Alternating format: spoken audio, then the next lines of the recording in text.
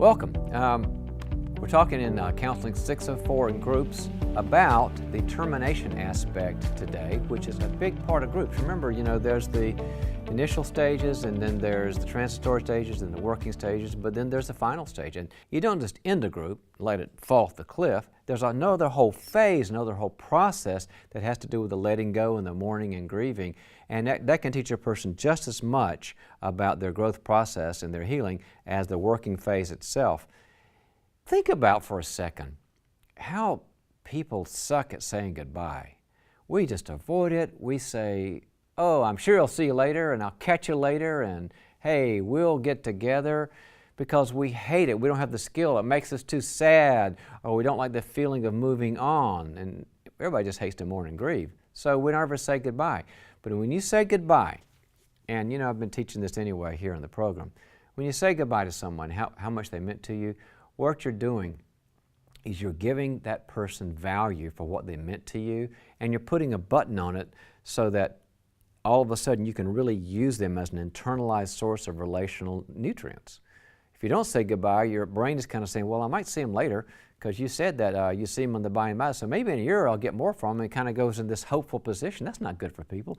Goodbye. If I see you, I see you, or maybe I'll see you in another context. It won't be in this group, but I'm really putting the covering and the bookends on this. I'm getting closure on this experience we had for this last 6 months or 10 years or whatever, and I'm going to use you as an internalized relational nutrient. So I want to talk about best practice ideas I have for the termination session.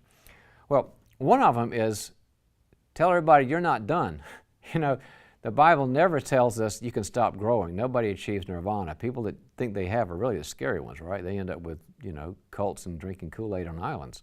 So you're telling people we're done with this phase or this season, and but you always challenge them. Now, you've got to keep growing, and let me be part of your growing. I'd love to partner with you later, but this is not the end of your growth process. Psalm 139, search me and know me and try my anxious heart. We're always supposing the process. And make sure they know that done is not done.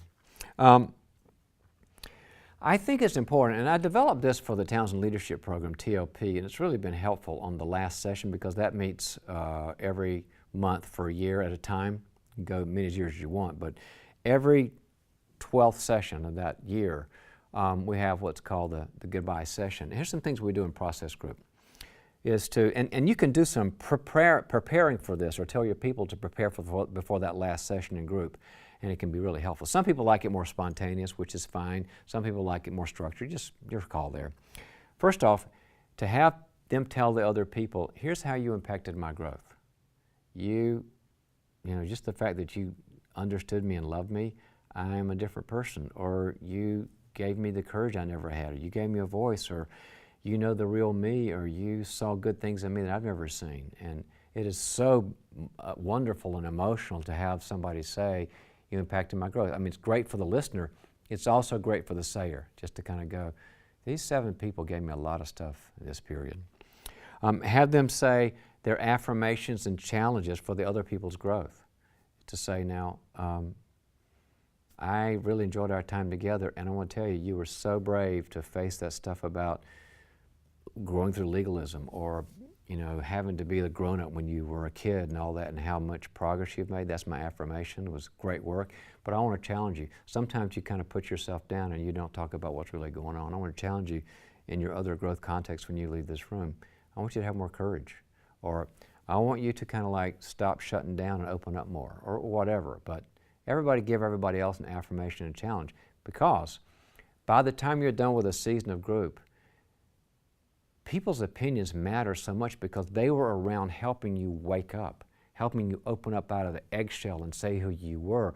So the words have great import. I mean, you got to be kind of careful, because you can really hurt people. If you're in there so deep with them over that period of time, you can also hurt their feelings. And so, I mean, I'm okay with hurt, I'm not okay with harm, but you can really harm them. So make sure what you want to say is growth-oriented, but affirmations and challenges. And say the word goodbye. I'm a big believer, and then when you finish telling somebody what they meant and affirmation and challenges, is then to say, and at least for this season, goodbye. And they'll fight that and say, no, we might see each other at Starbucks. Well, you might and you might not.